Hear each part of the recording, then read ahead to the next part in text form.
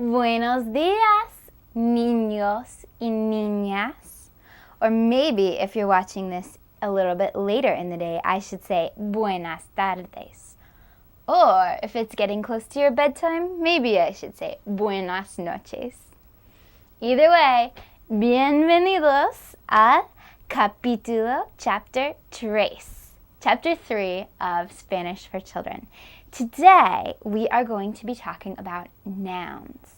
Now remember, a noun is a category of word, a kind of word that talks about a person, a place, a thing, or an idea, right? Last week, we talked about verbs, words that talk about the action or the state of being in a sentence. And we talked about how verbs have person, number, and tense. Person, number, and tense. Now, nouns are a little bit different.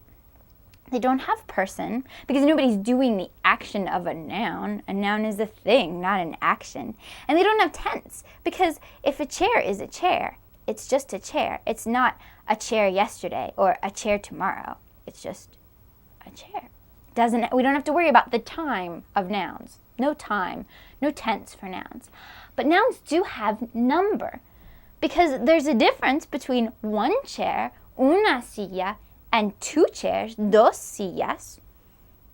The number of nouns, how many of them there are, makes a difference. So nouns do have number. They also have something called gender. And that's a little bit trickier because we don't have it in English. So nouns don't have person and tense, but they do have number and gender. So let's look at some nouns. I've written 4 up on the board. In your book, we use the noun muchacho or muchacha. But here I've written up 4 forms of the noun niño or niña so that you can see that you can do this with any noun pretty much. So let's look at this. Niño means boy. In this column, we're going to have singular. Just like with verbs, we've got number. Singular, just one. And what's the other thing? What's more than one? Plural. Plural. Plural. So singular and plural. One, more than one. So here we've got one child, one kid, niño, niña. And over here we've got more than one kid, niños, niñas. The first column is different from the second column, isn't it? Or the first row across. Because here we've got an O, and here we've got an A. Here we've got an OS, and here we've got an AS. So it's this last vowel that's changing. Why do you think it's changing? It's because the gender is different. Now what's gender? You've got it. I've got it. My gender is feminine. I'm a girl.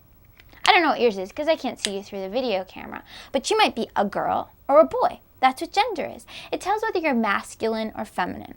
In English, nouns only have gender if the thing that noun is has gender. So you have gender because you're either a boy or a girl. And your dog has gender because it's either male or female. But an apple doesn't have gender. A chair doesn't have gender. In Spanish, all nouns have gender. Kind of weird, huh? You never knew that a silla was a girl chair, did you? Or that la luna, the moon, was a girl in Spanish. But it's only a girl grammatically. Spanish people don't think that the moon, puts on lipstick and high heels and has tea parties. They just know that the moon word is a girl word. Doesn't mean that the moon is girly or anything. It's because the Latins, the people who had a language that Spanish eventually came from, they did this. They gave a gender to all nouns. So that's why we do it in Spanish too. So there's words in Spanish that have a gender that doesn't have anything to do with what the thing is. Like it just randomly is a girl moon, la luna. But then there's words like niño, boy, that has a gender because the boy has a gender. It's called natural gender. He's naturally a boy. Unlike the moon, that's just assigned gender. They just kind of labeled it that way. So when a thing has a natural gender, like a boy, you can put noun endings on it. So the O tells you that it's a boy, kid. It's a kid, niño, and because it's got an O on the end, it's a boy kid. Or we could put an A on the end and it becomes a girl kid, niña. So O and A, the O and the A, are our singular noun endings. For masculine, I'm just going to say mask like this, and feminine, F-E-M.